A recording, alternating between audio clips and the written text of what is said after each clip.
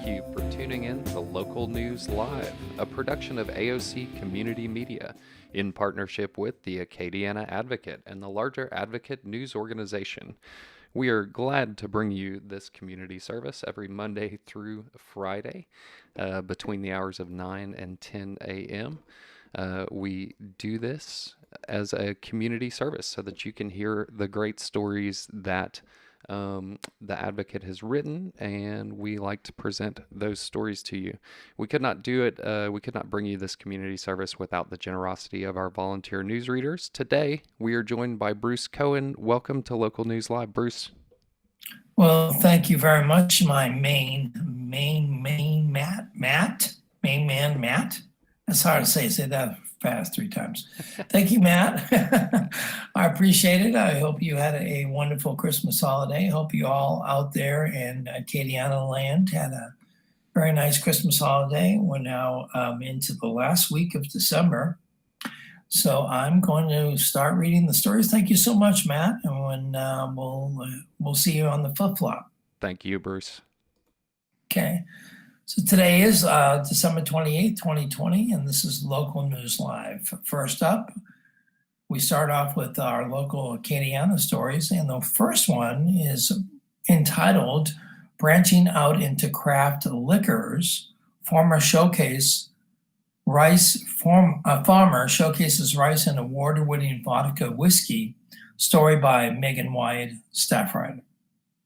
JT Mellick isn't yet a household name or tourist destination, but Michael Frugier has high hopes for the brand of vodka and whiskey he's distilling in the rural Acadia Parish community of Branch. Frugier, a fourth-generation farmer, had been mulling over the idea of creating craft spirits out of the rice he grows for several years as a way to diversify his business. We've been here for almost 150 years now, Frugier said, and so many people have asked the same question: how or why did you end up doing this? And it was just to add value to the crop that we were already growing so that we weren't just another commodity that was dependent on the marketplace. In 2017, Frugier distilled his first batch of vodka. After experimenting with a few recipes, he launched JT Mellick Rice Vodka in 2018. The vodka won 3 of the American Distilling Institute's most prestigious awards in the vodka category of this year's Judging of Craft Spirits competition, the double gold medal, best of class, and best of category. With these awards under his belt, Frugier feels confident about the future of his brand, which gained more local recognition when his team paused production to make hand sanitizer during the pandemic. There's no other commercially successful rice vodka or spirit in America, Frugier said. In Asia, there are lots, but rice farmers didn't get started in America until the turn of the century, right before Prohibition happened. Frugier hopes to make a name for himself, not just for rice vodka, but also for aged whiskey made with rice. Like most craft distillers, Frugier got started with a clear liquor to ensure the financial success of the distillery. Vodka can be distilled and bottled within a few hours, making it much easier to recoup money compared to whiskey, which takes years to age before bottling. Frugier had hundreds of barrels of whiskey aging at the distillery, but it will be a few years before he can bottle and sell them. It's a very big project. It's very risky, Frugier said, but we've been testing the whiskey as we go, and we really like what we're seeing. I'm just crazy enough and fortunate enough to keep going with it. The distilling company is named for his great-great-uncle, John T. Mellick, who began farming rice in 1896 on the same land the family continues to farm today. Mellick was among the first to farm rice on marshland in South Louisiana. He farmed on 20 acres around the turn of the century. 4 generations later, Frugier and his family are farming on about 4,000 acres of land. There are also early pioneers of crawfish farming in rice fields, which they continue to do so today. Frugier is branding his spirits as grain to glass and farm to front porch. The descriptions are a nod to the farm to table movement that promotes local food at restaurants. The movement has more recently inspired farmers across the country to use their crops to distill liquor. We're authentic. There's not many distilleries that are, Fouché said. We're not just pushing the vodka because we have it, we're pushing it because we think it's one of the best on the planet. Although Fouché considers himself to be a craft distiller, he also wants to compete with the big brands of spirits. I want it to be both a very good craft spirit and a very good product, Fouché said. Consistency is how we achieve that. My biggest fear is that I'll put out a product there that's not consistent. JT Mellick is located in a few industrial warehouses along LA 35 and Branch. It's not currently open for tours, although Fouché has already cleared land to build a visitor center and tasting room. The retail success of his vodka and later his whiskey will determine how long it may until JT Mellick becomes a destination for locals and travelers. That could be a decade out, he said. It's found by Fouché, who views this as a long-term gain. Because the distillery's rural location isn't ideal for tourists, Fouché is hoping to open a small-scale distillery in Lafayette with a tasting room and merchandise space in the near future. Fouché hopes to open or at least make significant headway on that project by the end of 2021, although the timeline will depend on the pandemic. The distillery is capable of producing hundreds of thousands of gallons of liquor per month, but Fouché is still only using a small fraction of what he grows. Fouché used about 4,000 pounds of rice to make vodka this year, out of a total of about 9 million pounds grown. We've got a lot of work to do to use up our whole crop, Fouché said, but I just don't think that we could use up our crop. I actually think we could create an industry here. I'm not on a mission to change the world, but I'm on a mission to add value to the local economy because I want to see it get passed on to the next generation. JT Mellick vodka is available at several restaurants and bars in Acadiana, where some bartenders have used the rice vodka in drinks that pay tribute to South Louisiana. The distillery's website also includes creative cocktail recipes to make at home. As for Fouché, he prefers drinking his vodka in the more traditional form of a martini. JT Mellick is available by the bottle at grocery stores and liquor stores across Louisiana. Next story, closing the rural mental health care gap. Groups work to increase access to services by Stephen Marcantel, Cypress Lake Wire. Mental health organizations are working to shrink the gap of access to mental health care professionals in rural and poor areas of Louisiana. Mental illness was already a problem in Louisiana before the COVID-19 pandemic, which has caused an increase in mental health issues around the country and created its own challenges in treating mental health issues, according to a study by the Kaiser Family Foundation. The rates of depression continues to rise in Louisiana, which has one mental health care professional per 400 residents in the state, according to data from America's Health Rankings website. Both mental health professionals tend to practice in larger cities, while many rural areas are lacking, according to Dr. Montekek A. Sizer, Executive Director of Northeast Delta Human Services Authorities. Organizations like NDHSA attempt to provide mental health care to all residents within their jurisdiction. Telehealth increases access to mental health services by allowing providers to hold appointments with patients via voice or video calls. A positive of COVID is implementation of telehealth, said Anthony Germaid Jr., Executive Director of the Louisiana branch of the National Alliance of Mental Illness, or NAMI. Germaid said telehealth allows those who lack transportation to access primary and mental health care.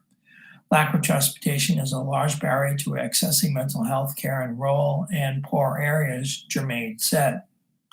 Telehealth does bring challenges for patients. Patients need access to high-speed internet and computer technology, which some may lack in poor and rural communities, Germaid said.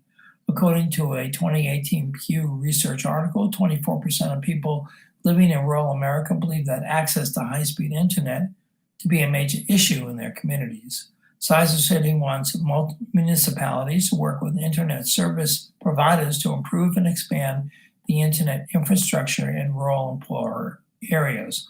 Mobile health clinics also provide mental health care access in rural areas. Mobile health clinics work by having primary and mental health care professionals drive to patients' home, eliminating the need for transportation as well as access to the internet, Sizer said. COVID-19 has limited the mobile health clinic service because of its in-person nature, Sizer said. Sizer City Police telehealth and mobile health clinics are only a couple of solutions for combating mental illness in Louisiana. Stigmas related to mental illness keeps some from seeking professional health, Sizer said. NDHSA works with faith-based communities to lessen stigma in communities, as well as provide them with a scientific understanding of mental illness, Sizer said. While genetics can play a role in mental illnesses, physical health and external factors can exacerbate the suffering, Sizer said. Louisiana has long dealt with issues like heart disease, high blood pressure, and diabetes. These physical ailments can worsen the effects of mental illness, and issues can become cyclical,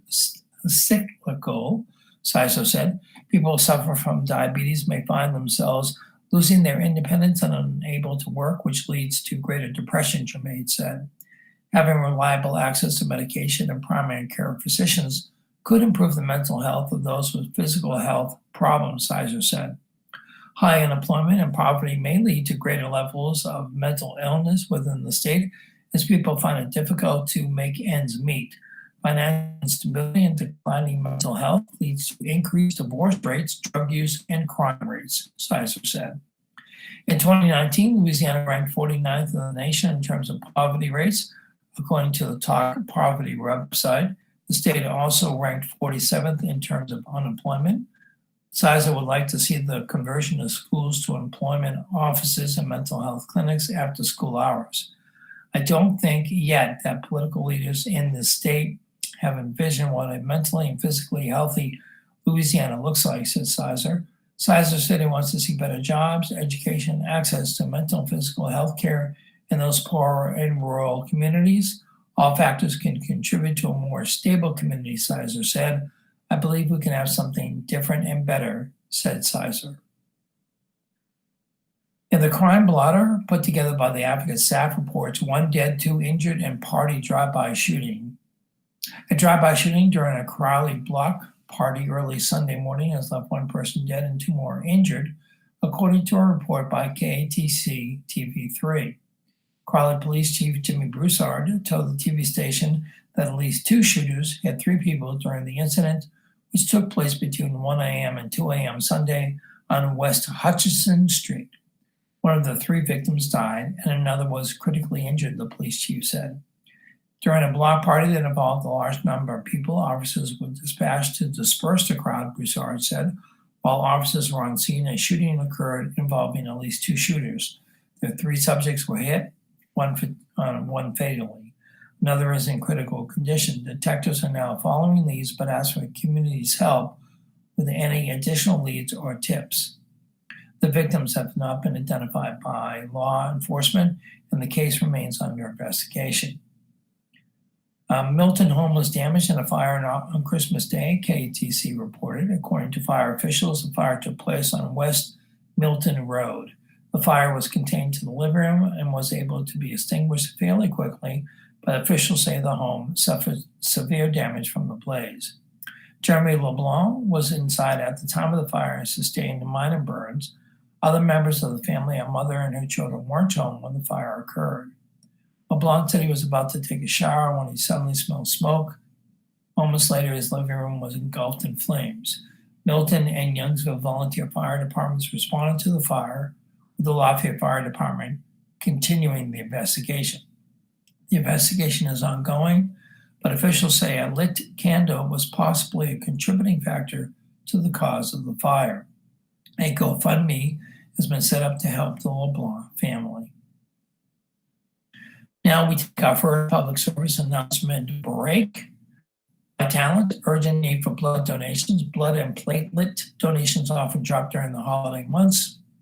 as few donuts are available because of seasonal activities and illnesses, but this year the outlook is particularly worrisome, with many schools transitioned to virtual learning and businesses in work-from-home situations. There were about 1,600 Vitalant blood drives that were canceled for November and December. Currently, there is an urgent need for O-negative blood, the universal blood type that all parents can receive.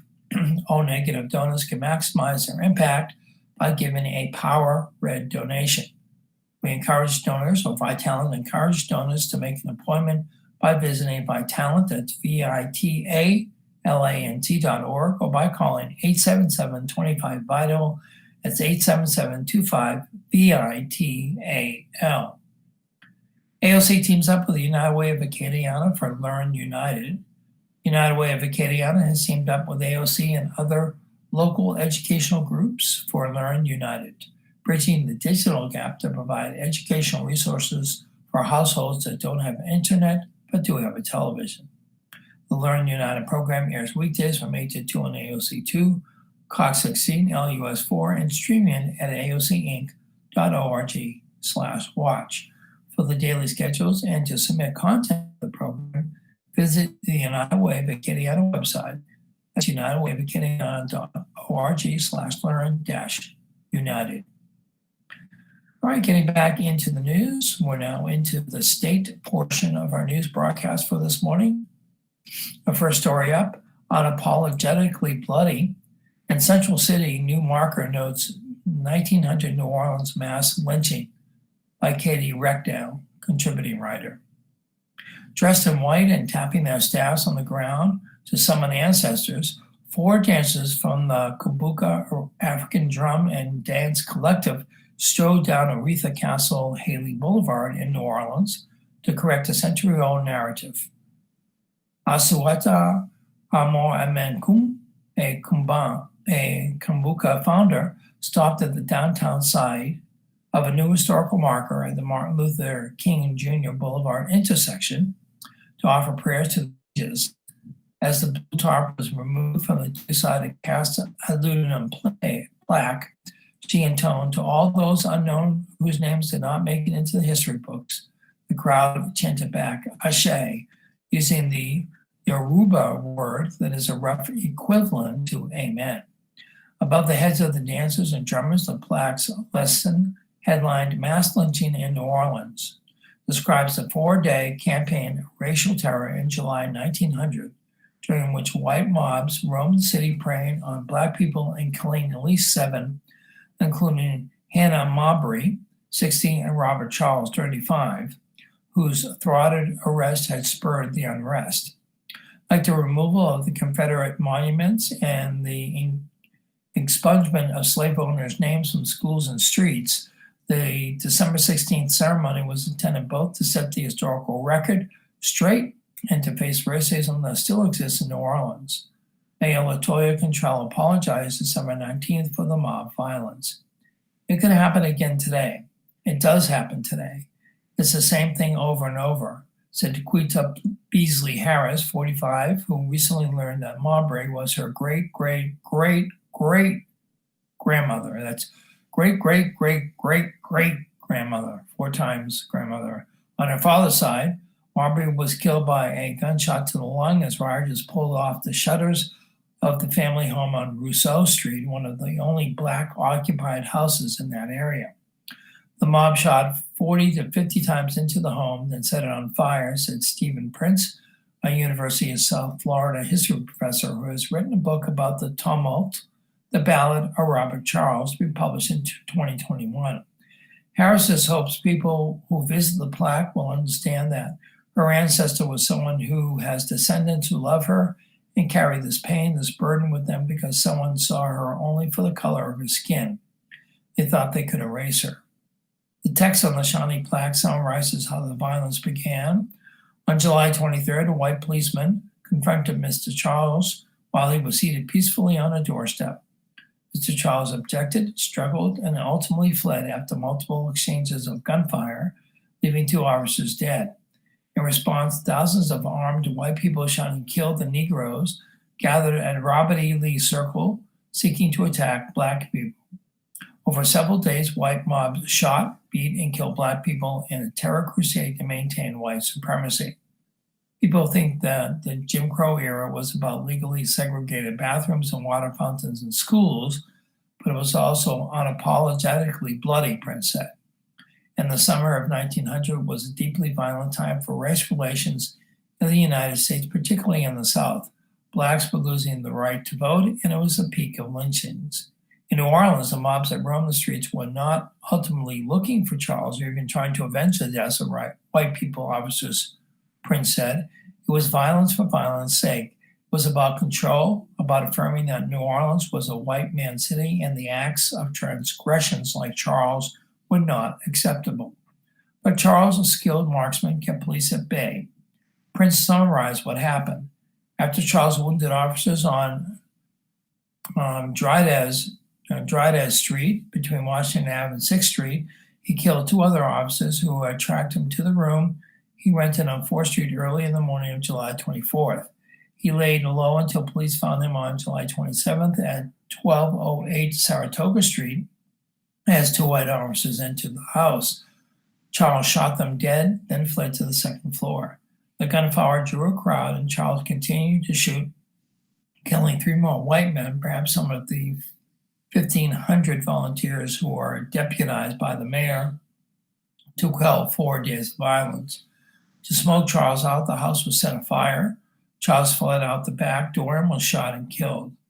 Crowds stood over him, emptying their guns into him, impeding and kicking him until his features were unrecognizable, Prince said. People thought he had died too easily.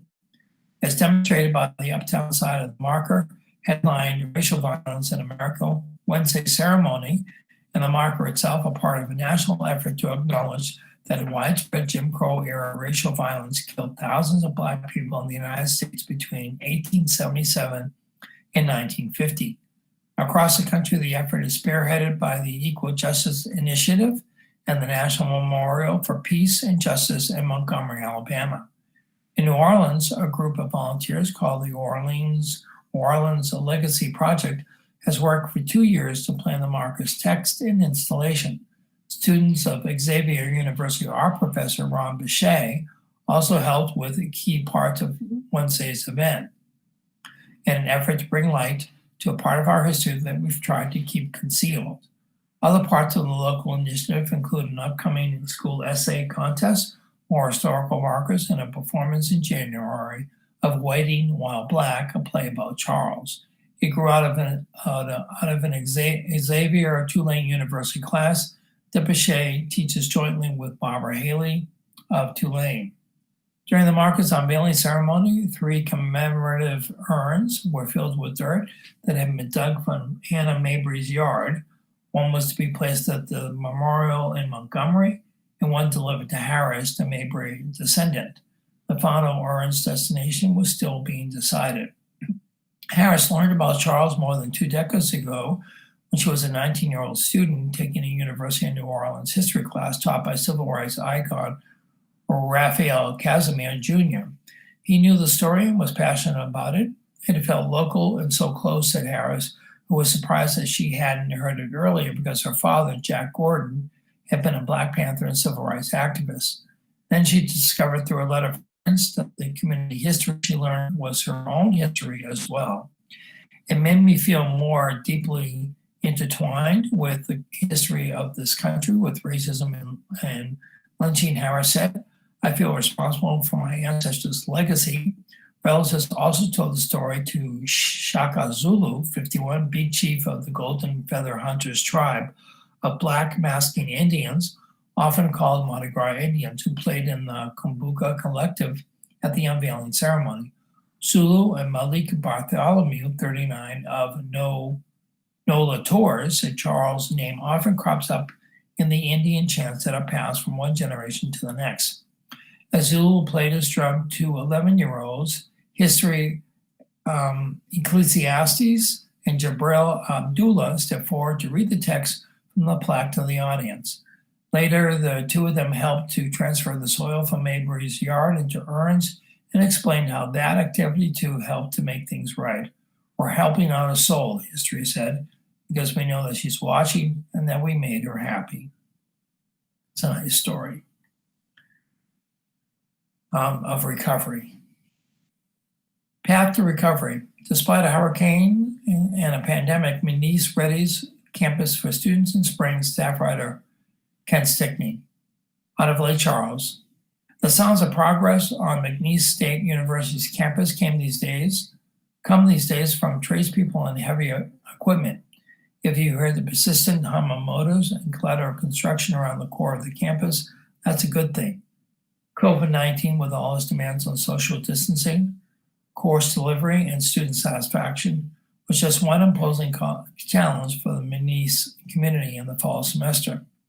And Hurricane Laura smacked the campus with Category 4 winds of 150 miles per hour August 27th, and Hurricane Delta with up to 20 inches of rain in Calcasieu Parish followed on October 9th. Laura tore or ripped off 50 roofs. Delta poured water into buildings. Talk about unruly visitors. Gone with the dorms and a functioning library and central campus. Gone with the students too, wholly transferred to remote learning in pilgrim status, some seeking internet connections wherever possible around town, soon moving to empty dorm rooms at other state universities where they could access campus libraries and cafeterias, laboratories, and relative comfort. Darryl Burkell, McNeese's 10th president, and his staff envision a better spring semester for McNeese and its 7,000 students, a semester that will return them to campus and to what passes for a normal and pandemic era. In that end, McNeese signed on disaster experts and had then poised to evaluate impending damage before Laura's first winds ever reached campus. Burkell and his team sweated out Laura's winds in McNeese's facilities and planned operations building that wild night and emerged to find the campus in ruins. Trees were down, limbs were down, debris abounded as far as they could see, windows were shattered, lights down and power out. Devastation seemed complete. But contractors and engineers evaluated every square foot of 2 million square feet of 140 buildings on campus within a couple of weeks and signed on architects and contractors who would make McNeese whole again. The National Guard and engineers and contractors showed up. The work of securing temporary roofs on buildings and clearing debris began. Bids were awarded, and a January 8th construction target date for the Central Campus 71 days was set. Since then, it's been the hum of motors and clatter of construction. It was set to pause on Christmas Eve and Christmas. Let me take a sip of my tea here. Thank you. It was set to pause on Christmas Eve and Christmas, and will pause again on New Year's Eve. Otherwise, it's been all business with the goal of opening dorms and key academic buildings and returning McNeese students to McNeese. That's why any noise on or around campus is a joyful noise. Some 98% of students live within a 3-mile radius of the campus. Apartment complexes are going back online and students are around. There are 300 to 400 workers on campus most days. That signals progress. Most of the campus buildings have roofs, sheetrock, flooring, ceilings, and other signs that things are improving. Academic buildings and dorms are the first priority. But most buildings will be back and functional by midway through the spring. Just a few will need more work by the semester's end. Significance of buildings coming back online is that the technology staff, faculty facilities staff will be making the campus come alive. Furnishings will be replaced, the campus made ready. Burkell and his team said McNeese, through its faculty and staff, have kept its fingers on where its students have been. About 215 students left during the semester. Most remain enrolled. He said he's confident that most will return in the spring, and that's why the priority has been to restore the dorms and the principal academic buildings first. Fraser Memorial Library is ready. He said he expects at least 80% of the dorms will be ready for students. Burton Residence Hall with its 150 beds was ready last week. Burkell has told students that McNeese students won't pay additional dollars to return for the spring. Their tuition already pays most of McNeese's operating costs. He said most of the campus's restoration will be funded by the Federal Emergency Management Agency, or FEMA, insurance, and the state government, which he said has been especially supportive of restoring McNeese. That's been our message. Come home, come back. We will be ready to receive you, he said. Here's the outlook for what McNeese students will find when they return, one that is realistic as well as hopeful, said Burkell and his team. There will still be COVID-19 restrictions, which are stiffening in the wake of some state pandemic setbacks. Academically, it may feel like the start of fall semester. Most courses will be online, some hybrid. There will be rotating schedules to ensure students get a shared opportunity for at least some face-to-face interactions. Labs will be open as soon as possible. All sports teams are planning a spring schedule, including football, which is scheduling 3 home games of 7 to be played. They will be played early in the day as football field lighting may not be restored by spring. Campus athletic events will be open and free to the public. The hope is that it will provide Lake Charles residents with something fun to do. We hope by May to be pretty well complete. Richard Roden, director of plant facilities, said about construction. He said companies that bid were told if they were not serious about deadlines, don't bid. There were lessons learned too, including signing up more contractors before storms. He said Entergy was heroic in restoring power under crippling conditions. Suddenly, the internet provider was less successful. Storms taught the campus about the importance of communication links. In the worst of time, McNeese learned that despite the pandemic, it has friends. Governor John Bel Edwards has kept tabs on the campus. Commissioner of Administration Jay Dardenne has kept abreast of what is needed. State education officials, including University of Louisiana Assistant President and CEO Jim Henderson, have been especially helpful. So where other campuses that accommodated McNeese students, many campuses sent supplies to McNeese to help them through the darkest hours. But Burkell said his team is firmly in charge of what's happening on campus, making themselves and their contracted help, not Baton Rouge, accountable for work making McNeese whole again. Restoring McNeese may cost as much as $150 million. We want to lead the recovery, he said, of rebuilding the area. Psychologically, if McNeese is back, it will give the community a sense that things will be back to normal. He didn't want parents to say that they had to send kids somewhere else. We're going to be the first group out of the box, fully recovered and here. All right, folks, it's midway through our broadcast, so we'll go to our day in history. Today is Monday, December 28th. It's the 363rd day of 2020. There are only 3 days left in the year, and I hope you've done all your shopping. Today's highlight in history on December 28th, 1612, Italian astronomer Galileo Galilei observed the planet Neptune, but mistook it for a star. Neptune wasn't officially discovered until 1846 by Johann Gottfried Galilei. On this date in 1832, John C. Calhoun became the first vice president of the United States to resign, stepping down because of differences with President Andrew Jackson. In 1908, a major earthquake followed by a tsunami devastated the Italian city of Messina, killing at least 70,000 people. In 1912, San Francisco's Municipal Railway began operations with Mayor James Rolfe Jr. at the controls of streetcar number 1 as 50,000 spectators looked on.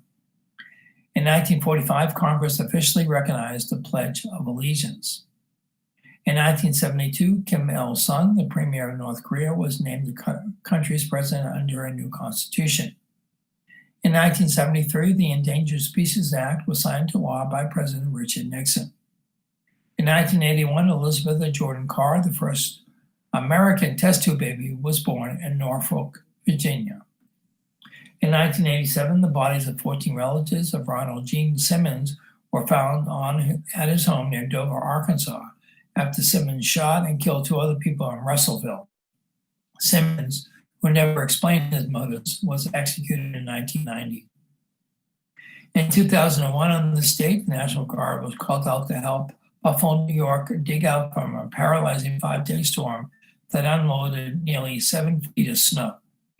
In 2007, Pakistani opposition leader Benazir Bhutto was laid to rest as the country's army tried to quell a frenzy of rioting in their wake of her assassination. In 2014, the war in Afghanistan, fought for 13 bloody years and still raging, came to a formal end with a quiet flag-lowering ceremony in Kabul that marked the transition of the fighting from U.S.-led combat troops to the country's own security forces. In 2016, actor Debbie Reynolds, who lit up the screen in Singing in the Rain and other Hollywood classics, died at age 84, a day after losing her daughter, Carrie Fisher, who was 60. 10 years ago, 8 young people were killed in a fire that swept through an abandoned New Orleans warehouse. 5 years ago, a grand jury in Cleveland declined to indict a white police officer in the killing of 12-year-old Tamar Rice, a black youngster who was shot while playing with what turned out to be a pellet gun. 1 year ago, 5 people were killed in the crash of a small plane in Lafayette, Louisiana, as they headed to the Peach Bowl in Atlanta to see LSU play Oklahoma. The victims included local TV reporter Carly McCord, the daughter-in-law of LSU's offensive coordinator. Today's birthdays: actor Dame Maggie Smith is 86 years old today. Former Senator Tim Johnson, Democrat from South Dakota, is 74. Rock singer-musician Edgar Winter is 74. Actor Denzel Washington is 66. TV personality Gayle King, 66. Actor Chad McQueen, I believe that's Steve McQueen's son, is 60. Actor Malcolm Getz is 57. Actor Mauricio Mendoza is 51. Political commentator Ana Navarro is 49. Talk show host Seth Meyers, 47. Rhythm and blues singer John Legend, 42. Rapper, musician, producer Terrence Martin, 42. Actor Sienna Miller is 39. Actor Bo Garrett from the TV show The Good Doctor is 38. Pop singer Casey Sheridan from the group Dream is 34. And actor Thomas Dekker is 33 years old today. Looking at the zodiac or the horoscope, Capricorns can consider what will make you happy and assess what it will take to turn your intentions into something concrete. Don't take a risk with your health or emotional well-being. Aquarius, channel your drive, something that will help you advance. It's time to change your strategy and focus on what makes you happy and brings you closer to your lifelong goal. Pisces, take a step back and assess whatever problems you face before you initiate a change, and use your intellect and the information you receive wisely. Aries, plan your actions carefully and reach out to people who offer different points of view. A joint venture will lead to greater prosperity and romance is favored. Taurus, don't let someone else's uncertainty hinder your ability to do what's best for you. Don't feel responsible for the incompetence of others. Do what's right. Gemini, deal with people and the problems that are holding you back. Put more effort into what you want. Focus on fitness, preparation, and achieving what you set out to do. Cancer, someone will use the information you share against you if you're given a chance. Be smart and deal with partnerships fairly. Offer incentives and the rewards will exceed your expectations. Leos, refuse to let what others do or say tilt you in a direction that isn't going to help. Be aggressive. Nothing happens overnight, but each step you take matters. Virgos, my birth sign, protect yourself from negativity or risks that can affect your health or emotional well-being. Choose a positive alternative. Libras, someone you least expected will leak information that can hurt your status and reputation. Focus on an opportunity, prepare to work hard to accomplish your goal. Scorpio, you have lost to offer and plenty to lose if you don't verify the information.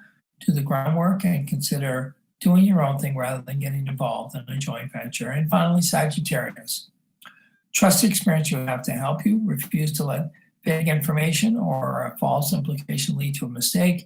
If you want something done, do it yourself. And as always, our horoscope is an entertainment feature, not based on scientific fact.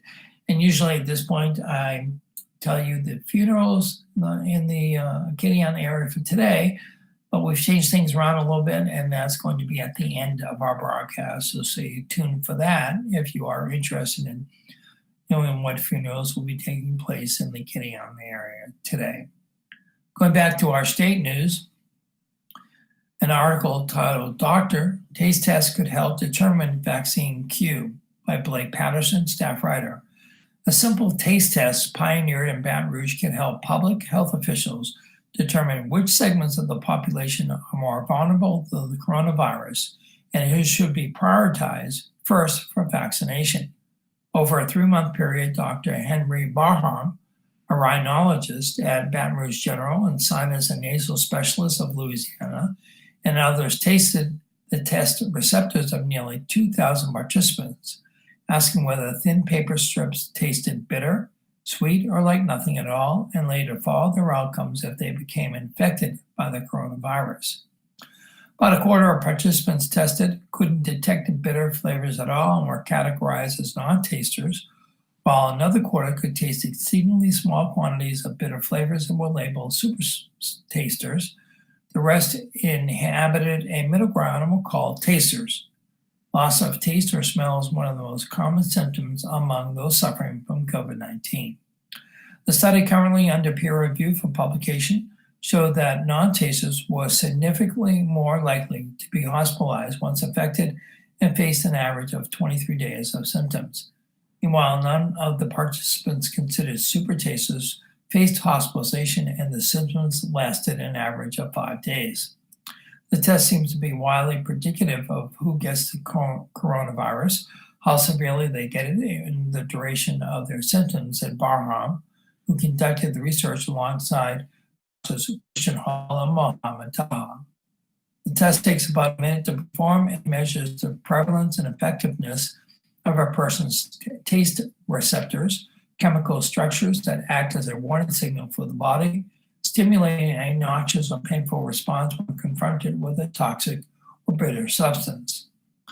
Barham said some super tasters gag or vomit when taking the test.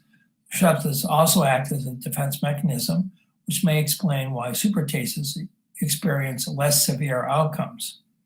When activated, the receptors produce additional mucus to dilute out the pathogen. They also produce the chemical nitric oxide, which prevents viruses like the coronavirus from replicating. Barham said that widespread testing of taste receptors could help identify people at higher risk of contracting and experiencing severe symptoms of the coronavirus, as well as lay out a roadmap for distributing an already scarce vaccine. We have a test that's inexpensive, easily scalable, has the potential to test people on a huge scale and stratify who needs a vaccine, Barham said.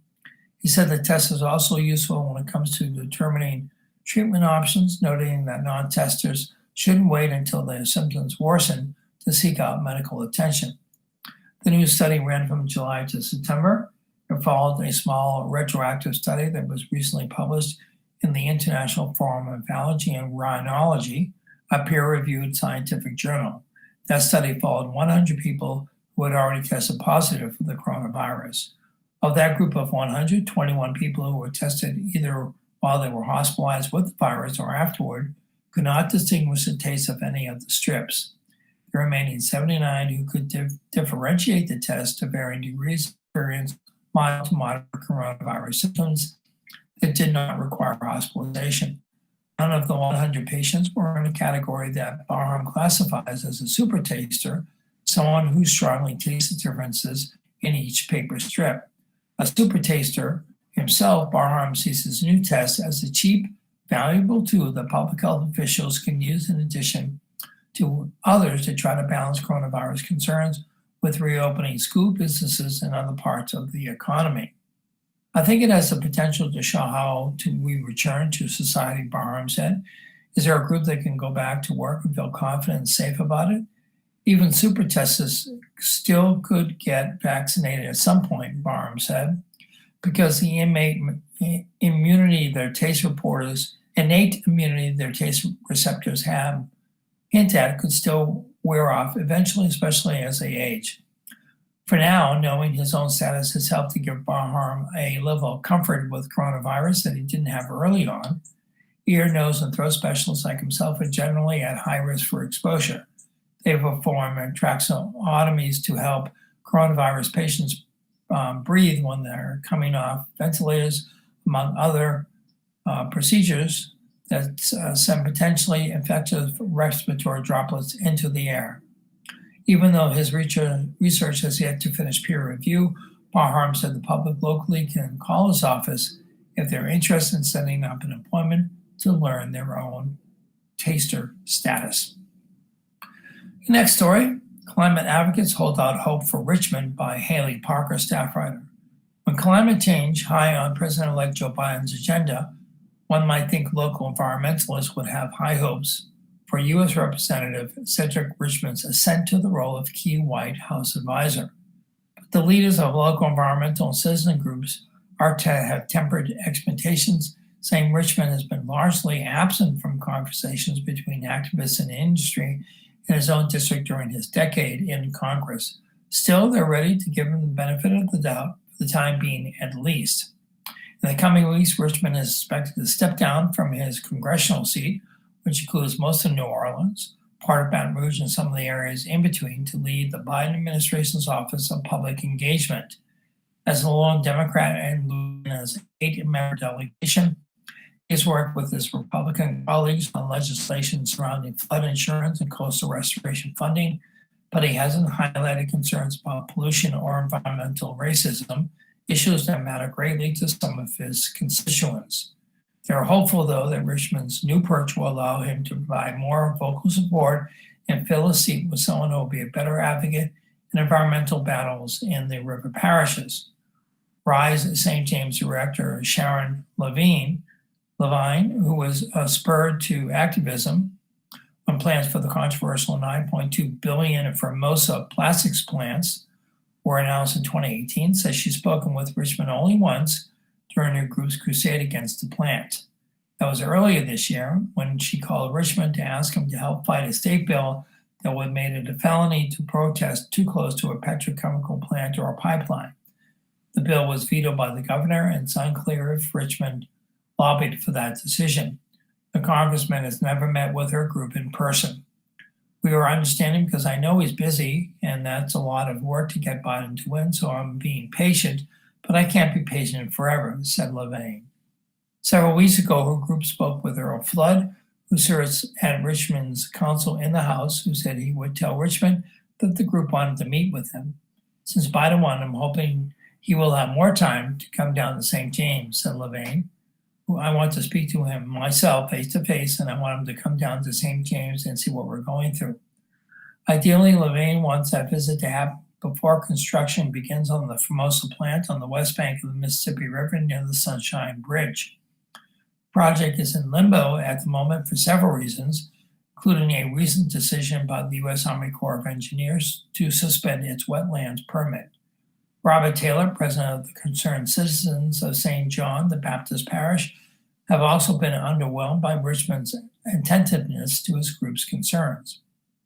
Taylor and his fellow activists have been focused on fighting the Denka Performance Plant and Reserve, a major emitter of chlorpyrifene, a suspected carcinogen. Concerned citizens have tried protesting outside Richmond's office in an attempt to garner attention, managing to stop him once he was leaving a town hall in April. But those efforts haven't resulted in any further talks.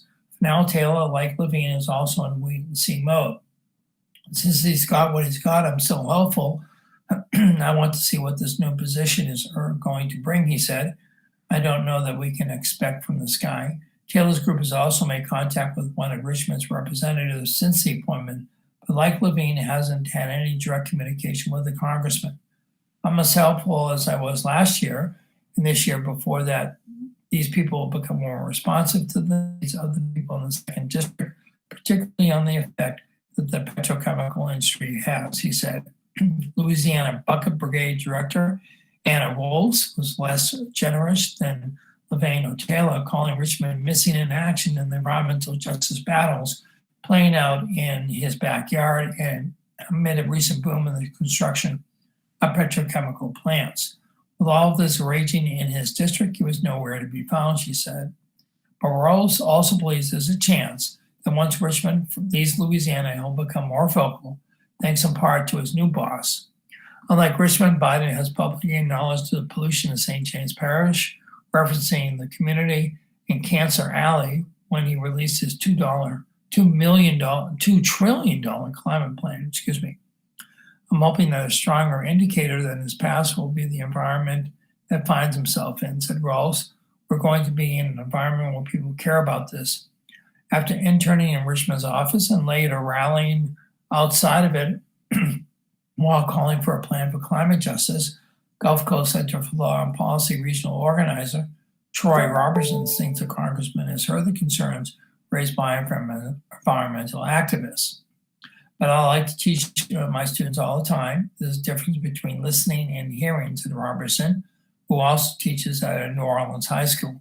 I'm charging him with the task of listening, especially now that he's in the position that he's serving in the Biden administration.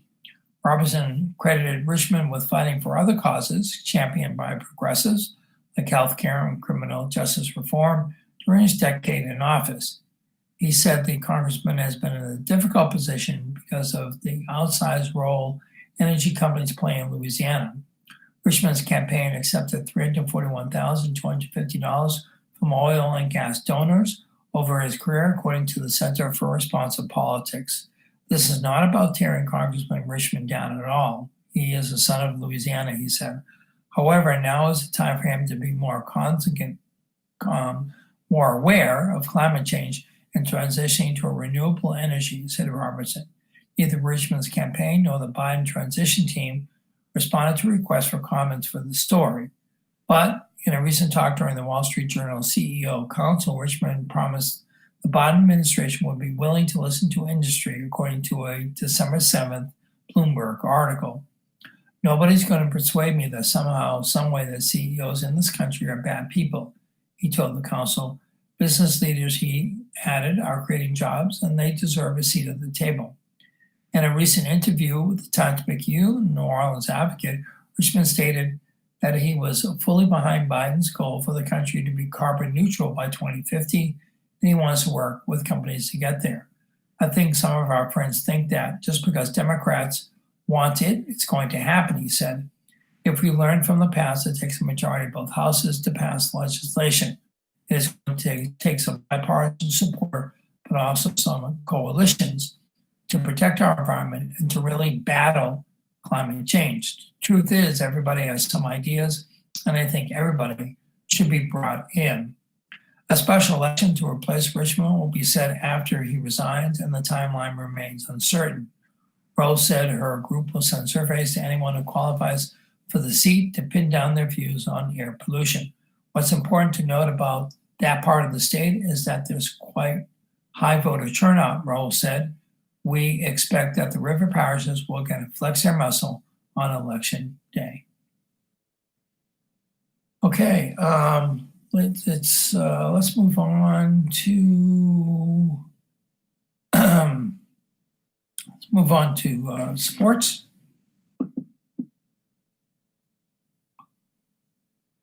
Or let me do one more public service announcement before we move on. Keep it calm with the COVID hotline. If you're feeling overwhelmed with stress, fear, and anxiety about the uncertainty surrounding this public health emergency, there is a special Keep It Calm with the COVID hotline you can call. This connects you to trained, compassionate counselors who can offer support and can direct you to mental health and substance abuse counseling services. Trained counselors are available 24/7. All calls are confidential. If you feel you need the service, please call 1-866-310-7977. Okay, moving on to sports. UL's bowl win mirrors hard-fought season. Timeout by Kevin Foote, which means that this is an opinion piece from Kevin's perspective. Kevin Foote is the sports and staff writer for The Advocate. Perhaps it was only fitting the UL Raging Cajuns won the way they did Saturday in the Servpro First Responder Bowl in Dallas. While it's been a season of triumph in so many ways for Coach Billy Napier's club, so many of the victories that had the Cajuns ranked number 16 in the AP poll coming into this weekend have come through countless struggles. Cajuns lost assistant coach DJ Looney to a heart attack in August. Saturday was Looney's birthday. That was special, UL linebacker Lorenzo McCaskill said. I woke up this morning, everybody woke up this morning kind of feeling that hurt, like this is his day. It's crazy playing a bowl game on his birthday. He was one of the reasons I came here. When I came here, he took care of me. That's a special guy. Like teams across the country, they battled COVID-19 protocols throughout the season, but unlike most 10-1 teams, so many of the wins didn't come easily. Saturday's 31-24 win over UTSA, or University of Texas San Antonio, wasn't a comeback wasn't a comeback win like 6 of UL's 10 wins were this season, but it was much more of a struggle than many expected, both in pregame and as late as the third quarter. And just like his team did almost every game this season, the Cajuns found a way. Today's game is a direct reflection of what we've created over time, Napier said. Sometimes when you go through difficult things in life, events, adversity, whatever the case may be, over time, if you have the right perspective, I think you have character and really from perspective about life. I really believe about our team. We had great poise. Today, we certainly could have played better in some areas, but this group may on account, they put things together. We found a way to finish there at the end. In many ways, occasions had several golden opportunities to claim a double-digit win without so much pressure on a late-game drive. After getting a gifted touchdown early in the third quarter, thanks to linebacker Frederick Gardner recovering a fumble at the UTSA 3 to set up an Elijah Mitchell touchdown run for a 24-7 lead, and it appeared the Cajuns were on their way. Then the tide turned. First was a rare Trey Regas fumble, which led to a Roadrunners touchdown to cut UL's lead to 10. And then came miscues in another category, facing a second and done at the UTSA 33 and seemingly running the ball at will. The Cajuns inexplicably ran an out route that honestly should have been a pick six.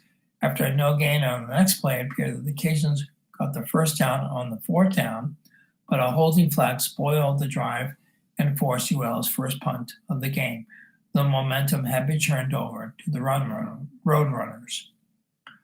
Surprisingly, no one panicked. Struggling to throw the ball for much of the day, the offense didn't flinch. But and Napier goes on and explains that the first thing you've got to do is give UTSA a ton of credit, Napier said. A lot of good things happened today and is certainly a great way to cap off the final chapter here in 2020, Napier said. Okay, looking at the funerals in the Kiniana area today, we have Bertha Babineau at St. Michael the Archangel Catholic Church at 2 p.m., John Domingue, St. Peter and Paul Catholic Church in Scott at 2 p.m., and Lucy Leger, St. Genevieve Catholic Church at 1:30 p.m. And that does wrap up our news for today. News broadcast where we bring in the local, state, sometimes national, and the day in history, the horoscope, and the funerals in the Kiniana area for the day. We do this every Monday through Friday, 9 a.m. to 10 a.m., as Matt mentioned at the top of the broadcast. I'm happy to be a volunteer news reader to bring you the news. Excuse me. We will be bringing in the news today.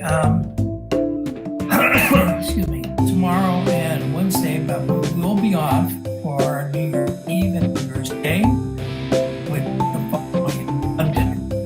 You can always check out, if you want to be a newspaper volunteer reader, you can always check out the Advocate, check out aocinc.org. That's aocinc.org. Then go to the volunteer tab, bring it down, and fill out the form for a volunteer newspaper reader. And Miss Mandy or Mr. Matt will be in touch with you, and hopefully you can join the wonderful team of volunteer newspaper readers that we have.